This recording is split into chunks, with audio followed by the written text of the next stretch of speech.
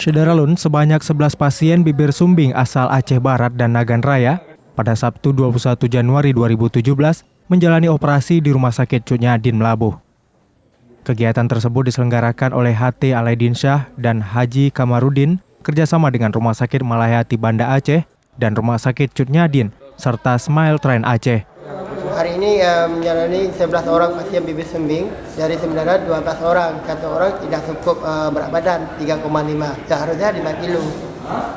Tim dokter operasi bibir sumbing dari RS Malahayati dipimpin Dr. Jelani SPBD, spesialis bedah plastik, dan Mirna SPBD yang berlangsung lancar dan turut didampingi tim medis dari Rumah Sakit Cut Nyak Dien setempat. Dari Melabuh, Rizwan, Serambi On TV.